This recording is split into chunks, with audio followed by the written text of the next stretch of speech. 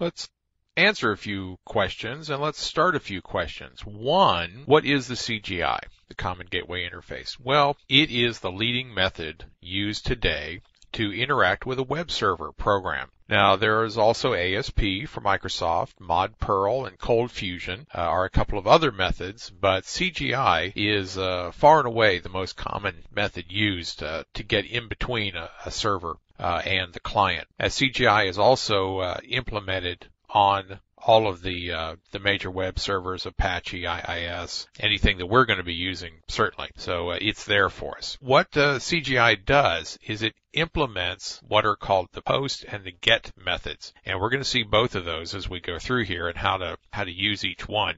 Basically, get is the default, is the get method, and that's what a browser normally uses when it makes a request to the server asking for something.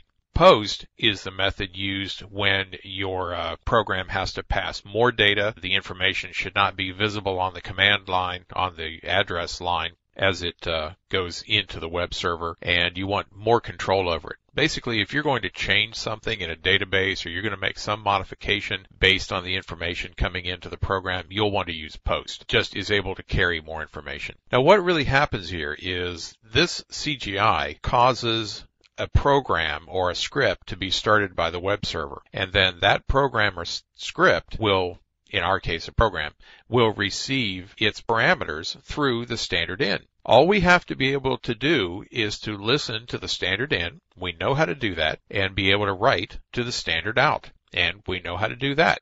So we have the skills that it takes to write a piece of CGI code. Now, CGI written in C is more maintenance intensive. It used to be the way things were always done. That's why the CGI-bin is still a common place to put executables. Well, we're not going to do that because we're just going to be on our own little server here. We're not going to worry about CGI-bin, but that's where you'll see the vast majority of CGI programs sit. And there was, once upon a time, there was CGI-bin and CGI-src, CGI source, and that's where your C source would reside before you compiled it into an executable. Now, these days, folks like to write a lot of PHP and Perl and other kinds of scripts, and those scripts are loaded and interpreted each time the request is made. In our case, our C is a little tougher to create, more maintenance intensive, but it creates a one-time compiled program. You still have some overhead in the web server of loading the executable and executing it each time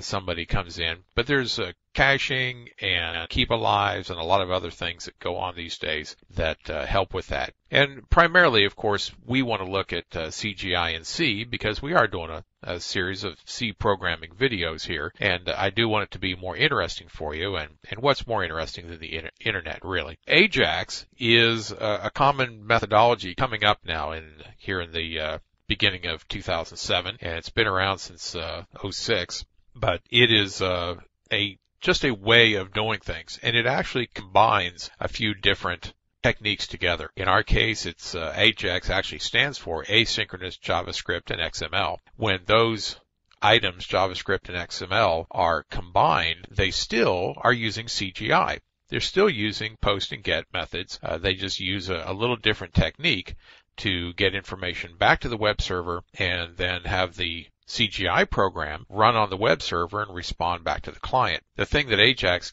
gives people today is that the entire page doesn't have to be rewritten. When we first start doing our C programming, every time we call the program, we'll rewrite the page, and then we'll take a look at the end of this sequence of videos that AJAX doesn't do that.